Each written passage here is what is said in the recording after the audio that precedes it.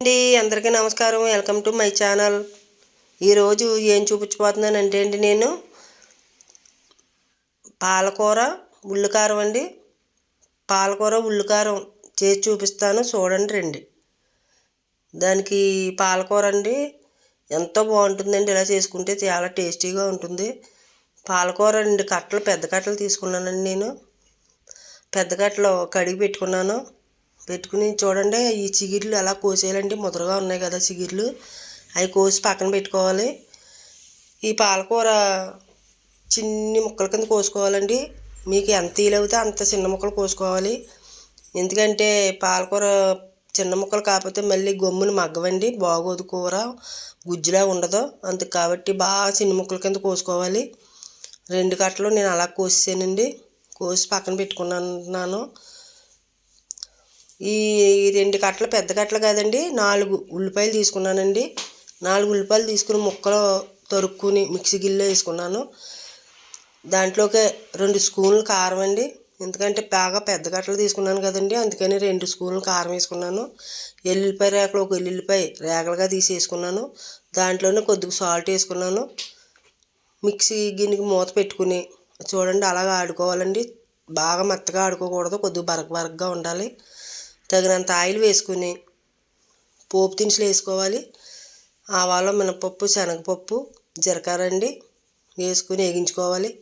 తర్వాత 4 ఎండుమిరగాయలు, మళ్ళీ కరివేపాకు 2 రెమ్మలండి, ఎల్లుల్లిపాయలు ఒక 8 గుడ్లు ఉంటాయండి, ఒలుసుకుని వేసుకున్నాను. గుడ్లు కూడా వేసుకుంటే మనం తింటుంటే బాగా పన్నుకు తగిలి బాగుంటుందండి, అందుకు కాబట్టి వేసుకున్నాను. చూడండి మా వేగిపోయినాయి కదా. ఈ ఉల్లికారం ముద్ద కూడా వేసి వేగించుకోవాలి. మీకు కారం సరిపోయినా ఆయిల్ సరిపోయినా వేసుకోవచ్చండి. నేను మాత్రం ఆయిల్ ఎక్కువ వేయనండి, ఎందుకంటే హెల్త్కి మంచిది కాదని ఏదో సరిపడగానే వేసుకుంటాను. మీకు కావాలంటే కొద్దిగా ఆయిల్ కారం కూడా వేసుకోవచ్చండి సరిపోతే. మేము కారం ఉప్పు అన్నీ తక్కువ తింటామండి. చూడండి పాలకూర కూడా వేసి మూత పెట్టాను. మూత పెట్టి మగ్గించుకుంటే గమ్మును మగ్గుతుందండి, అందుకు కాబట్టి మూత పెట్టి మగ్గించుకోవాలి. చూడండి మగ్గుతుంది.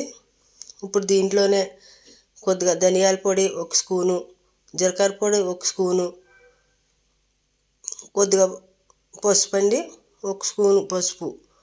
ఉప్పు సరిపోదండి, మళ్ళీ కొద్దిగా ఉప్పు వేసాను. వేసి కలుపుకోవాలి. కలుపుకొని మళ్ళీ మూత పెట్టుకోవాలండి. మూత పెట్టి మగ్గించుకోవాలి.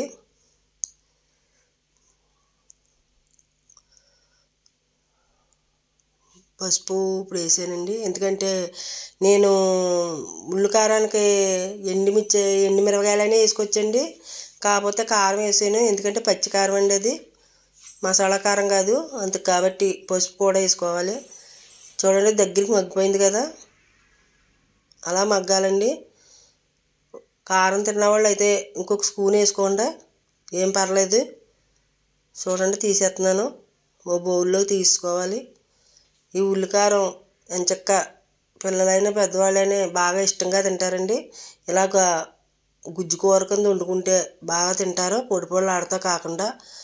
ఈ పాలకూర కొద్దిగా సిరిసేది ఉంటుంది కదండి, అంత కాబట్టి ఉల్లికారం వేసి వండుకున్నామంటే ఆ సిరిసేది ఉండదండి, కమ్మగా ఉంటుంది. మీరు కూడా ట్రై చేయండి. మా వీడియో నచ్చినట్లయితే లైక్ చేయండి. బాయ్.